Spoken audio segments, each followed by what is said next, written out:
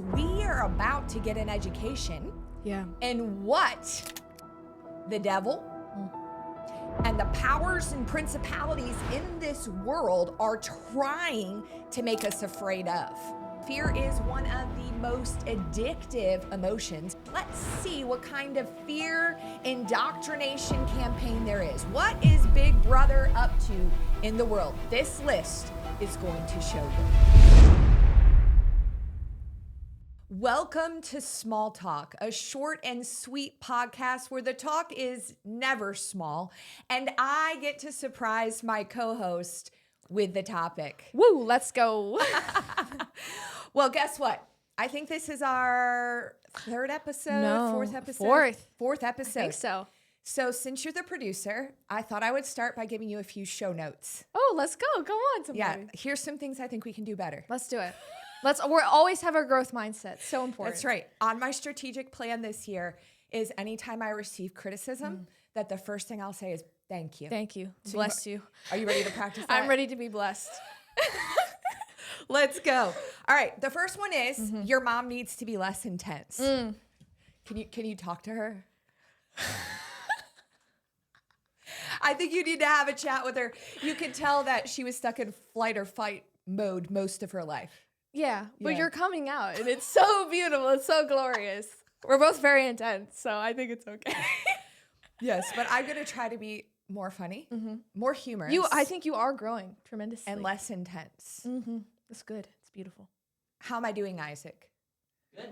We need to get Isaac a camera. That's my second point. I think we need an Isaac cam. We do. So that occasionally we can cut over to him. Yep. Because I think we need a little masculine energy Totally. on this show. Put the other microphone over there. It's a great time. And I think we need to encourage all the mediapreneurs out there. Isaac is, how old are you, Isaac? 13. Isaac is 13. And he's running the cameras today. He's our engineer. We love having him with us every Small Talk episode. So if you want to see an Isaac cam, you need to let us know in the comments so far what you think of my notes for our producer. It's good. I agree. Let's go. Okay. All right. Here's the next one. All right. All right. I'm ready for it. We need theme music. Well, that's actually really funny because I was just talking to a little birdie who happens to be sitting behind the table over there that you can't see at the moment, but you will see maybe next episode.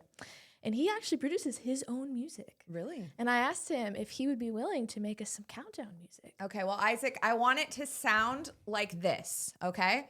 So I'm going to play this Hold it really close. into my phone as close as I can. Yeah. This is what I think our theme music for Small Talk should sound like. Let us know what you think in the comments.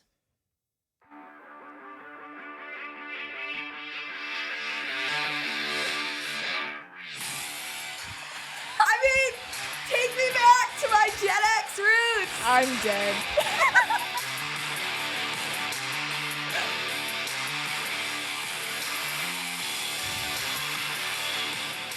All right, what do you guys think? It's a vibe.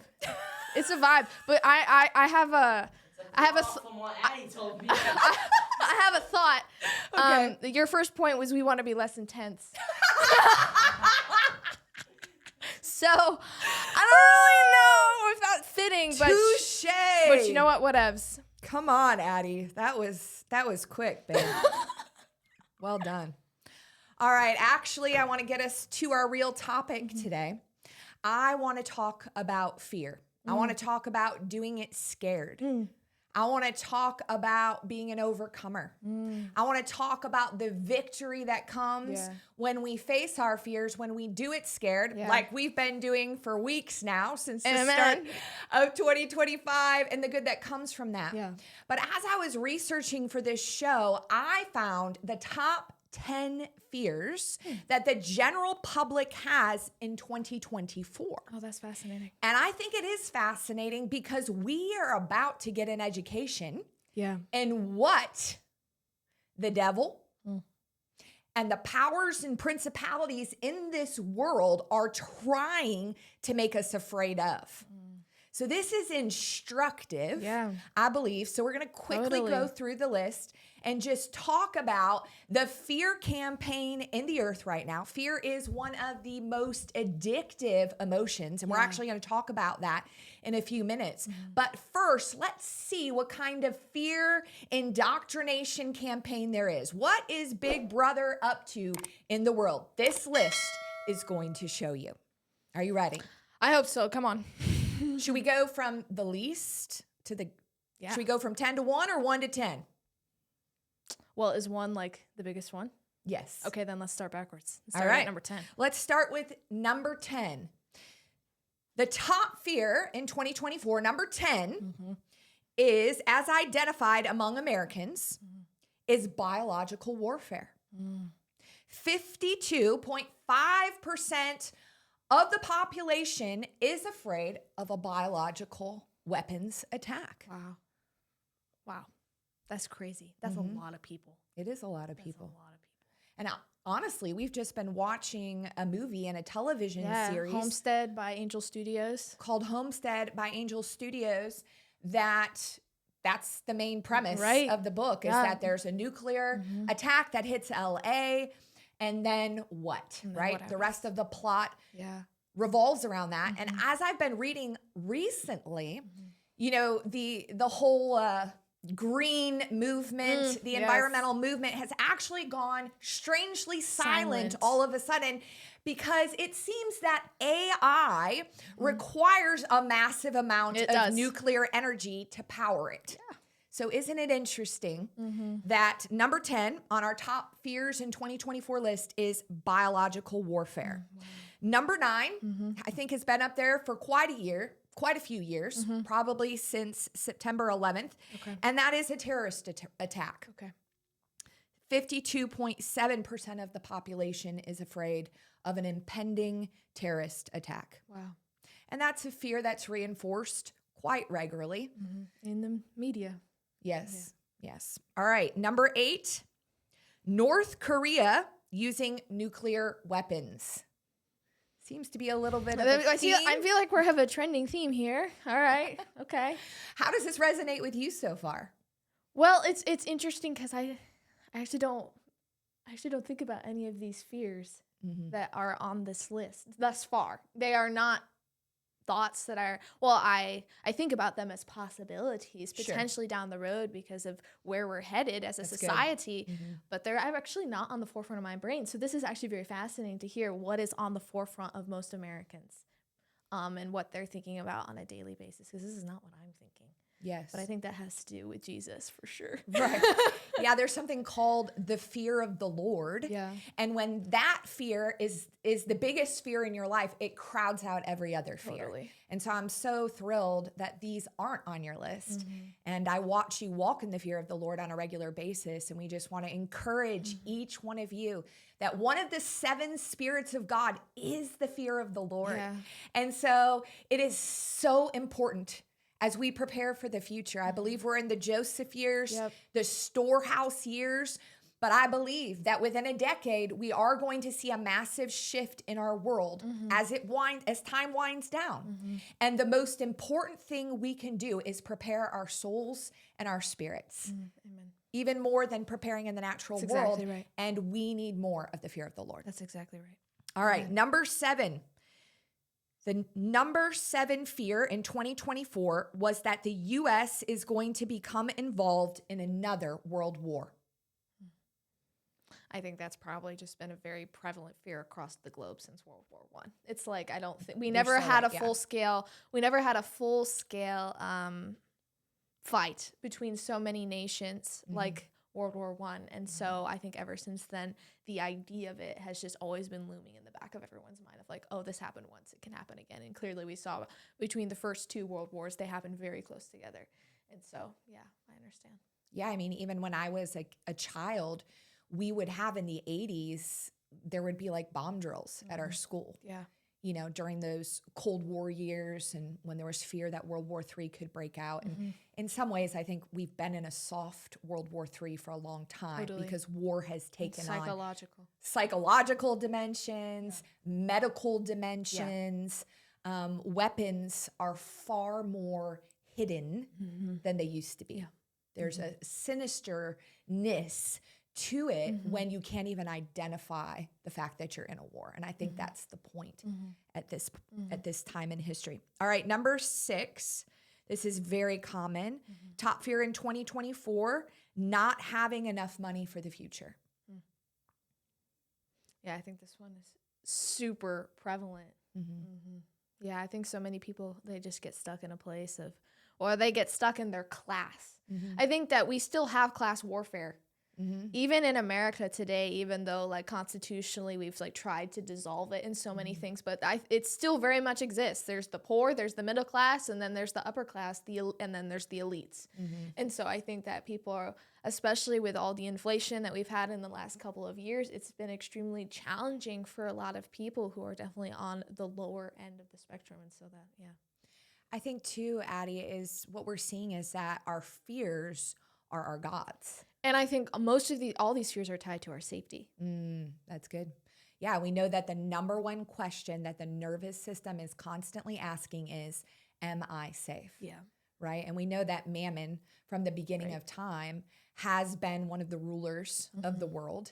And we know that the love of money is the root of all evil. Yeah. And so much of our security, so much of our power, prestige, self-importance, our value, our identity is wrapped up in money. And so I think we see that there at number 6. Number 5, Russia using nuclear weapons. Number 4, now this one has been the devil's favorite for all time. Number 4 here, people we love dying. Yeah. I think we can all relate to that. Yeah.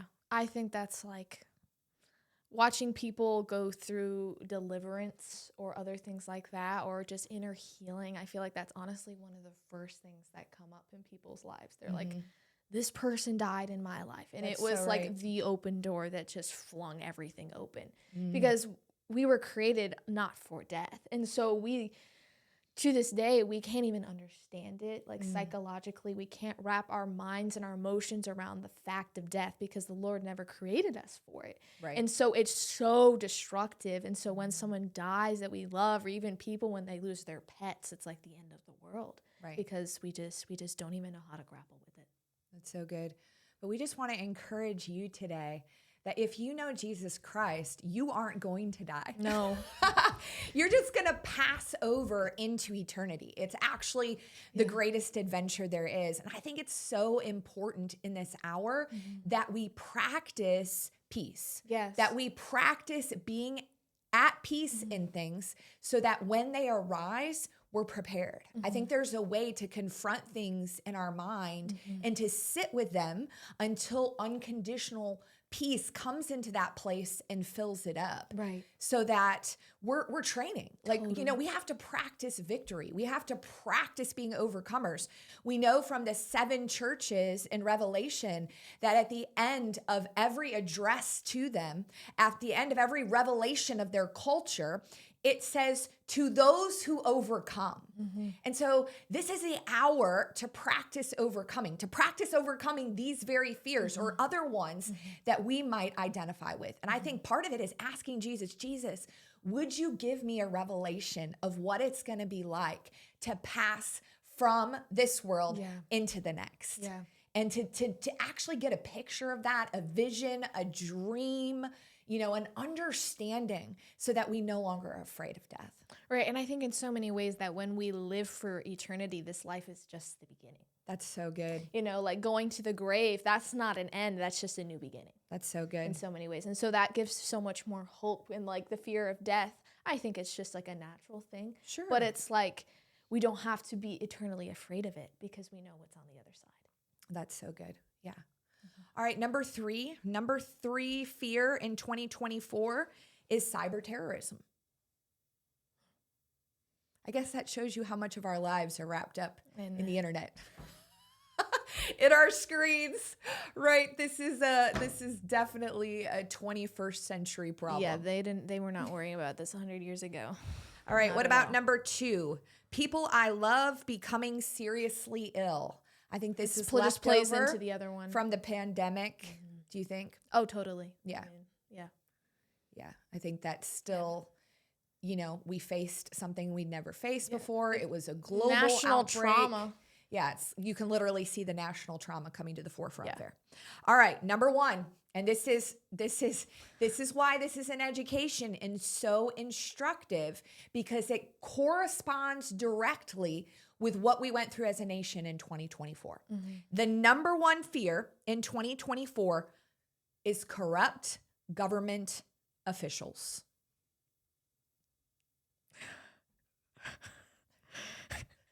What do you have to say about that? Oh man. It just makes sense. Because unfortunately, when you don't believe in a higher power, you're putting everything, all your belief in that party or in that person or that organization to do what you want them to do for the betterment of the world in your mind. Yeah. And so when we throw all that onto a political candidate or whatever it might be, then when they mess up, it's such a disappointment. And it's so disheartening because we've elevated those people to gods in our own minds. And so I think that, we've seen just an exposure across America over the past 4 years of government officials who have been, it's been a slippery and a slimy slope for sure of people making errors and corrupting and all sorts of things. So I think it's a very real fear. I actually think it shows awareness. It shows awareness from the American people for sure of hey, I see this is going on and this is making me afraid. Yeah, I think it also demonstrates how much of a nanny state we really are. Yeah. Because only when you elevate the government to that place of it's almost like a parent in your life. Well, it is. You know, we've seen it in the education system. Yeah. Yeah, and I mean, the signaling through novels like Brave New World, 1984, Animal Farm. Yes, we've seen this for years, but for this to be a top fear, we have literally embraced Big Brother, and he now lives with us in our homes. Yes. I mean, he's keeping us company Yes. during the day and in our nightmares at night. So, Wow. Jesus, we need you. Yes, Lord. We need Come, the Lord Prince of Jesus. Peace. We need the government of God. Wow. All right, now I'd like to talk a little bit about the chemistry of fear. Because I think these are things we live with every day, but how often do we dialogue about them? How often do we process them so that we can grow in the midst of it? I think we just tend to accept a reality I'm always going to be afraid.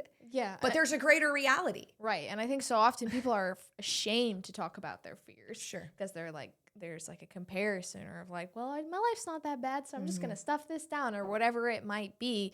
And so I think it's really real. Nobody really talks about their fears. Right. And it says in God's word that we have not been given a spirit of fear. Wow.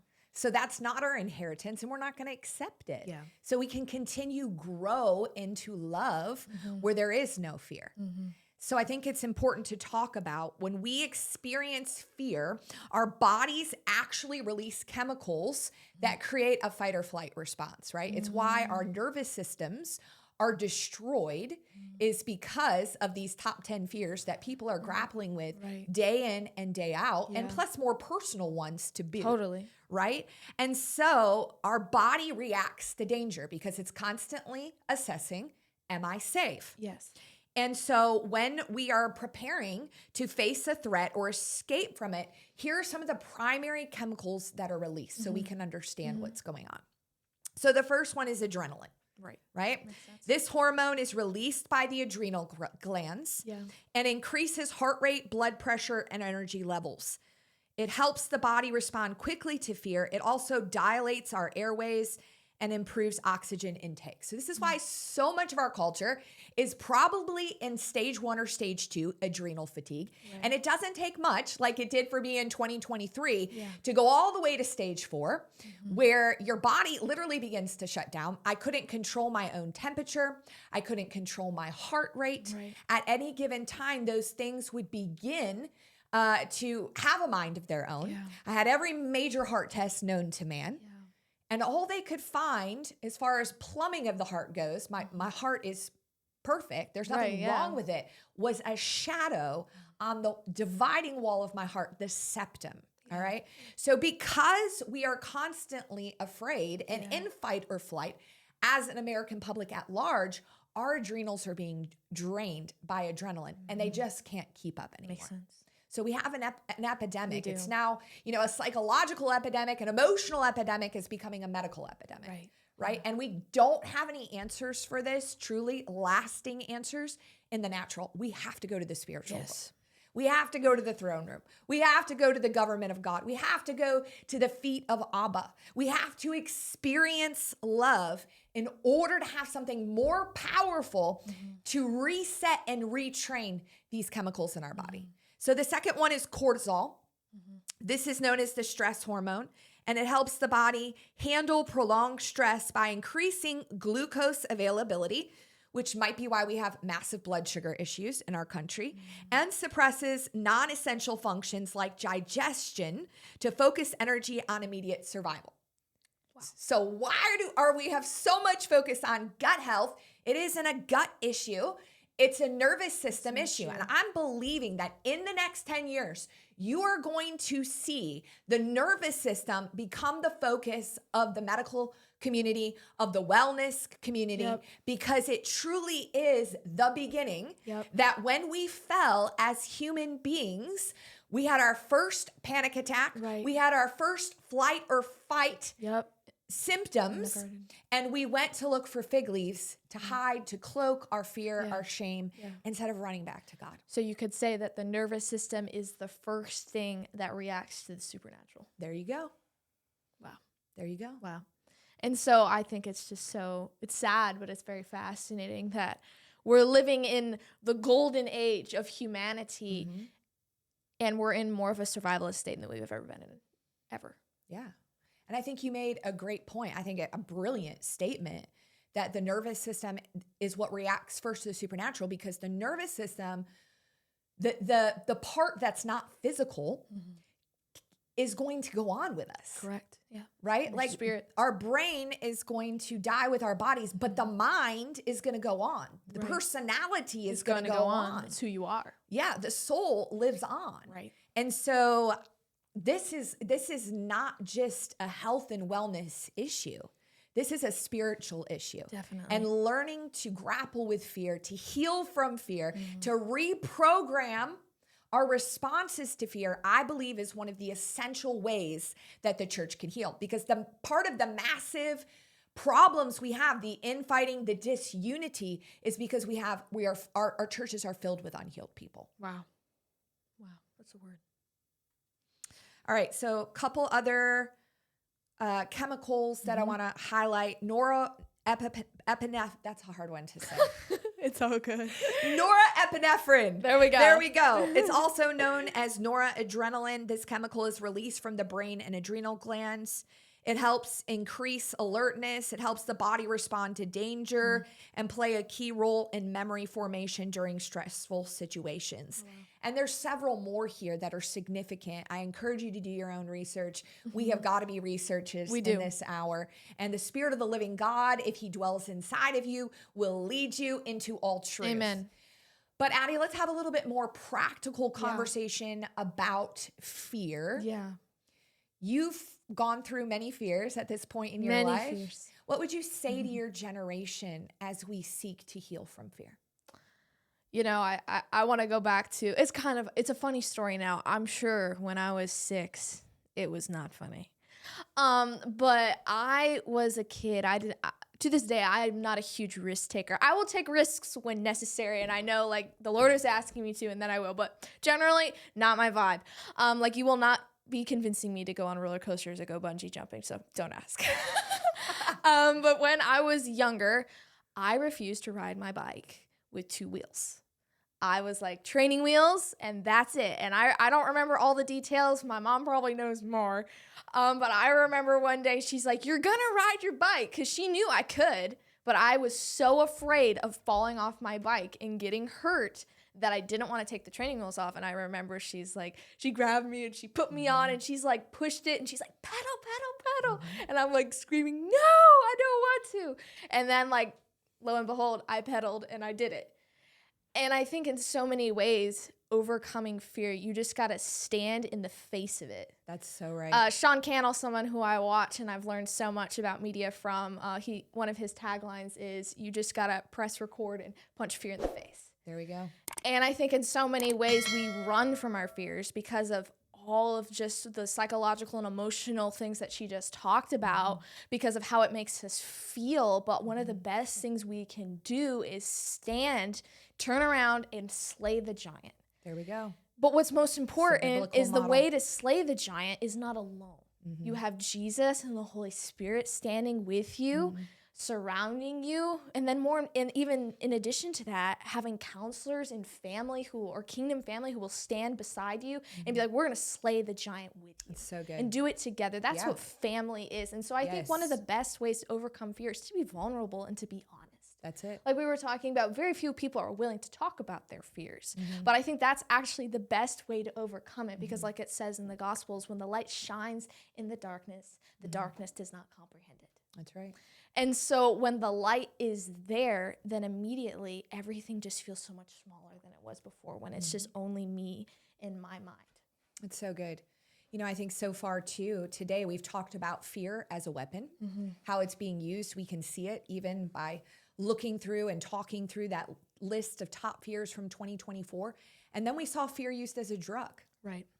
And so I think we need to understand that we have a tendency to use and abuse fear. Yeah. That the human race has a tendency to use and abuse fear. Well, honestly, I mean, we were actually talking about this a couple of days ago, and it just reminds me of Monsters, Inc. Yes. And how this Disney movie that was made, it was made many years ago now, but it's all about monsters, and they go into the human world and they scare children in their beds in order to get their screams, and they bottle up the screams, and it powers the whole monster world. And I'm just like, wow, okay, that was prophetic. Very profound. Yeah. And so I think that, you know, we need to grapple with this. We need a strategy. Yeah. You know, we can't just go from day to day without a biblical strategy. And you just gave us one, that we have to turn around and slay the giant. Yeah. We have got to face fear. Yeah. It's a cliche, but it is for a reason. And we've just got to do it scared. I know for my story, many people have heard probably from different platforms that I didn't drive for over a decade. Yeah. That something very traumatic happened to me. I lost time on the highway because I was psychologically fragmenting from religion, from knowing God not as he is, but as I was taught. And it literally sucks the soul out of you when you know about God, but you don't know him. Right. It's very confusing. Wow. And as I began to psychologically fragment, I lost time when you were 2 years old on the highway and end up in a hole in the wall restaurant, in a bathroom, throwing up in the toilet, have you in tow at 2 years old. And from that time on, I really struggled to get behind the wheel of a car. I thought that I could kill you. And it terrified me. I was terrified. I was panic stricken, began to have panic attacks, began to struggle with anxiety.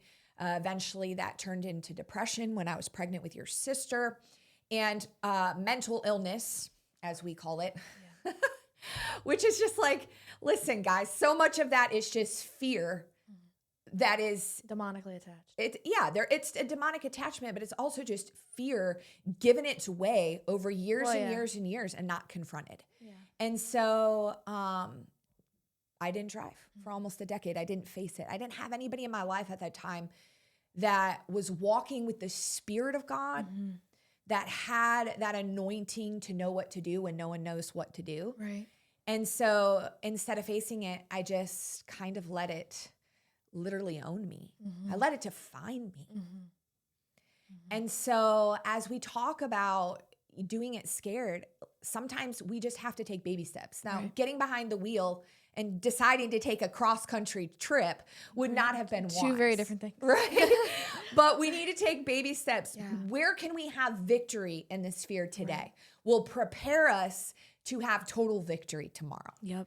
And so I think that, you know, as we think about you and all the things that we're facing together in the world right now, we are so excited that God is encountering you. I Amen. believe even today, even tonight as you go to sleep, Yes, Lord. and is going to begin to give you strategies on how to slay that giant Yes. in your life. Yes. That you are not alone. I'm always, so many people will share with me that they also are in the process of learning to drive again or are not driving anymore. It's actually far more common. And when we're vulnerable with our stories, right? That's what we do with Kingdom Family is we're vulnerable, we're transparent. We have safe people that we're in covenant relationships exactly with right. that we can tell the truth. Yep. And as soon as we tell the truth, the devil no longer has a foothold. That's right. It's not as strong as it was yesterday. And so turning around to slay those giants, choosing to confront the truth, to do it scared. Amen. These are some practical ways that together we can heal as a kingdom family and begin to experience the love that overcomes all our fears. Yes. And like I say quite often, but I always, when we talk about fear and we talk about sharing our stories, I always just go back to the verse in Revelation that says that we overcome by the blood of the Lamb and the word of our testimony. And so when you share your story, when you share your in progress overcoming story, you have no idea what that is going to unlock in other people. You sharing your story and the struggles that you're walking through and saying, yes, it's hard, but my God is still faithful. You have no idea what destiny that could unlock in somebody else. And so I think it's just so important at this hour for us to start to be more vulnerable and more authentic to who we truly are, to lay aside the masks and just live and be who we are to the fullest. That's so good. And, you know, we believe in the power of story so much. Yes, God we does. do. Amen. He chose to reveal himself Yep. to us through a story, through words, that we are about to launch Watch My White Stone Story campaign. Amen. Yes. So we are so excited to be interviewing some people that have incredible stories, miraculous incredible. stories of how God has overcome in their lives, how he saved their marriage, rescued them from addiction, brought them back from the dead. I mean, the stories are Wild. incredible. And we believe that releasing these stories of common, ordinary people will literally change the world, Yes. right? If you Believe hear it by faith. someone's story and it's similar to yours or there's something you can take away from it, often that will stick with you forever and bring you to a tipping point moment in your life where your faith spills over and can go out and do the thing or be the thing or whatever it is that you have not been able to do up until that point. So we are so excited to launch our I Am a Living Stone, Watch My White Stone Story campaign. Stay tuned for more. We can't wait to see you next week.